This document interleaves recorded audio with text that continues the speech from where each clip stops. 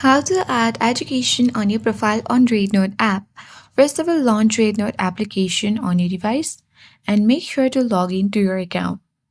After a while, you will reach on your homepage of REDnote. Simply tap on profile by clicking Add Me button at bottom right corner of your screen. Scroll down and navigate to Profile at top right corner of your screen. From the profile page, you simply need to select Education once every option gets loaded, which is at bottom of your screen, and from here you can add your school or university.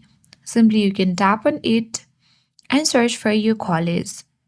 You can even add your enrollment time. If you wish to hide or unhide education in your profile, you can simply turn on the button for show education to unhide. To hide, you simply need to toggle the button off and tap on the save button at top right.